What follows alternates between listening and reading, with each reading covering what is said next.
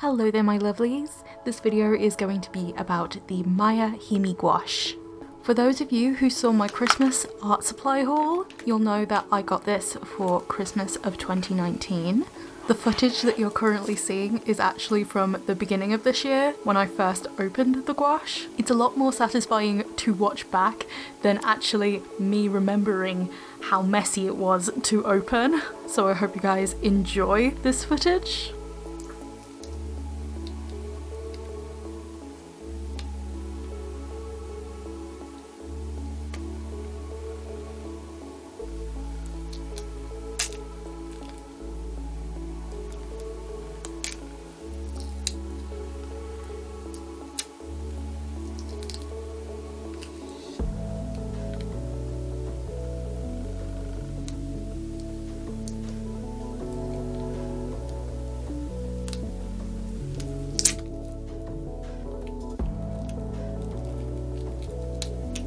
I would definitely recommend having a paper towel nearby when you open these because it's gonna be messy.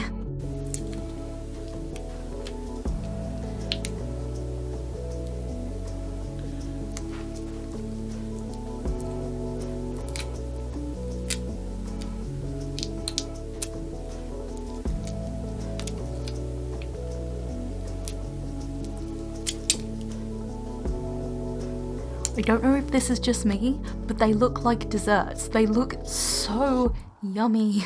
Just a disclaimer, don't eat the paint, but oh my god, these just look so good. Dreamy, dreamy colour.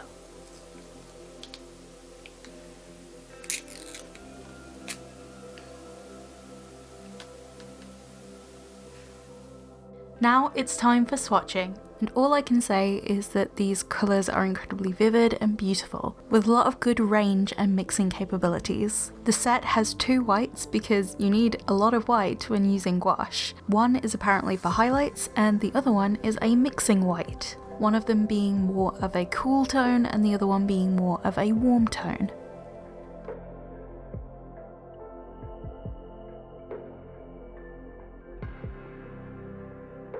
I haven't been filming the sketching process as of late. That is because I've just been trying to scale back and find my love of artwork again, doing artwork for myself and not just for social media, and I think that is important, especially for me because it is not only my chosen career path, but it's also a hobby and it's also my therapy as well. So I've got to know where the line is and balance it out equally. Doing illustrations specifically for social media all the time can cause really intense burnout. And especially with Inktober around the corner, I do not want burnout anywhere near me.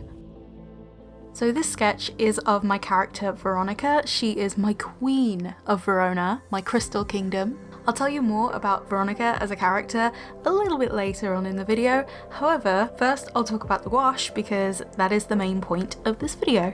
This picture of Veronica is actually the latest piece that I've done with this gouache.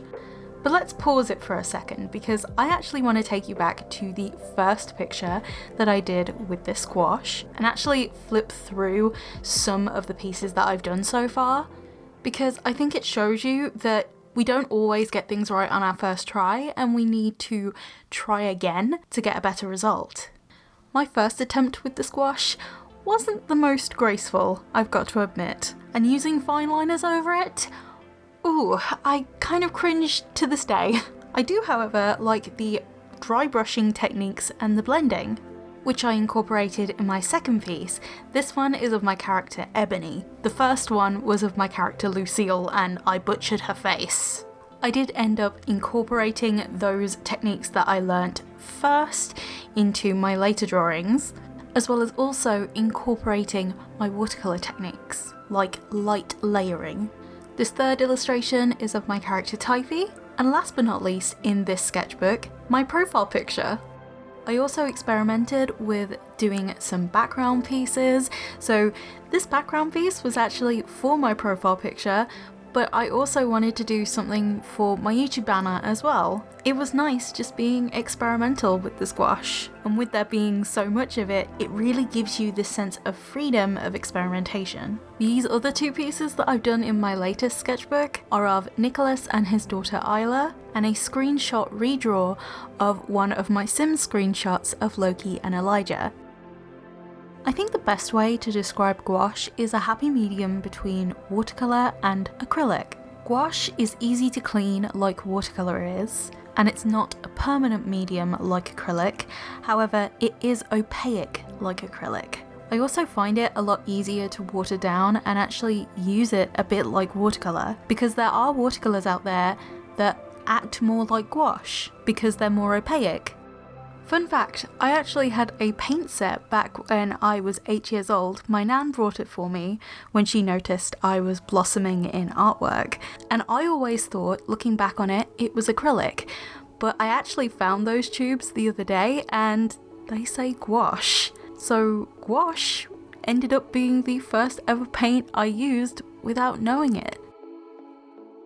This palette of jelly gouache just makes my creativity bubble to the surface. I think it's just seeing all of those colours just laid out in front of you, and the fact that it's just endless amounts of paint in front of you and you can paint anything with it. And the fact is, it will stay wet for a long period of time. Gouache is also a medium that you can reactivate, which is another thing that's similar to watercolour that I love about this medium. I will say, like any piece of artwork, this piece of artwork in particular had some ugly stages. There were points where I had no idea what direction I wanted to go and which colours to do, what time of day to do it in. A lot of it I was doing completely on the fly, without any pre-planning. I initially planned just to do the figure of Veronica, and then that was it. I didn't even plan to do the sky or anything. In that regard, I think gouache is an incredibly forgiving medium. Even if you don't know what you're doing, like me, you can add it in later because it is an opaque medium. The brushes that I've been using lately are from a company named Zila. They're not paying me to talk about their brushes, but they did, however, send me these for free to try out, and I fell in love with them. I've just been using them on a lot of my gouache paintings lately, and just in my sketchbook in general. They also sent me some paper and some watercolour as well. I don't know whether I should do full-on videos about those, but I just want to mention how generous this company was. They really didn't have to do that. I was not expecting them to send me that much. And I was genuinely surprised at how nice the brushes were. Very easy to handle, and the sizes were really, really good. They're meant to be watercolour brushes, however, I just really enjoy using them for my gouache.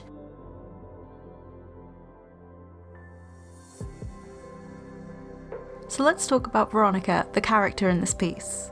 So Veronica is very much tied back into the lore of my character universe.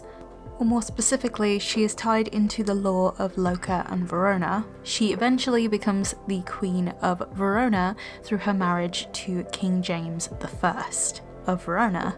Originally, she was a princess of Solaro. Solaro and Leiluna were two kingdoms that were coming to the end of their royal lines. Solaro's heir was Veronica, and Leiluna's heir was River. Because they were coming to the end of their royal lines, they were both slated to marry and merge their kingdoms with the kingdoms of Loka and Verona. Originally, River was arranged to marry King James, and Veronica, who had just became a queen, was arranged to marry the crown prince of Loka, Jonathan.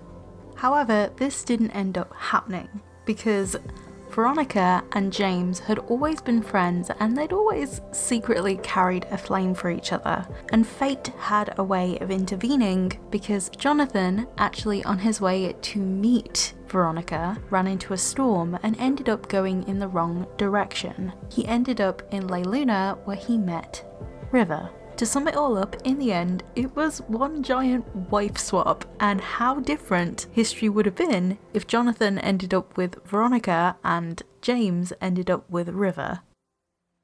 I imagine this illustration being set on the evening that Jonathan makes his way from Loca to Solaro, and it is the evening of the storm, which ends up being the defining moment of fate.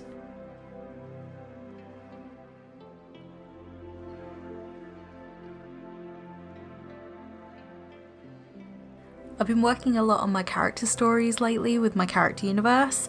It's mainly because I've been trying to organise it in a cohesive manner, specifically for my Sims series, and to make it slightly easier to understand. With the Sims series, I really feel like I should do a random generated son and daughter of James and River and Veronica and Jonathan, so the couples that never were. I feel like that could be a really interesting take, or maybe even make it an art video. I don't even know at this point. I'm currently in the process of preparing for the October art challenge. I'm not doing Inktober this year because I just feel like it's run its course, and also the current events in the art community around Inktober have really put a dampener on it, and the constant slew of controversy after controversy every single year is just, it just gets more and more disturbing every single year, and this year just reached a breaking point for me. I can't deal with that anymore, so I'm just going to be doing my friends' prompt list, and if you would like to do their prompt list along with me, I will leave a link to it down below in the description where you can go check it out and see if it's for you.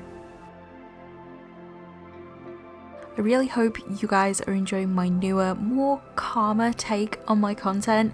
I know I'm quite chaotic of a person, especially mentally, but I wanted to take a calmer approach so that way my mental health can try and take a calmer approach at the same time. But I really hope you guys enjoyed it. If you did, you can like it if you liked it. You can subscribe if you want to, but I will see you guys in my next video. Bye bye, my lovelies.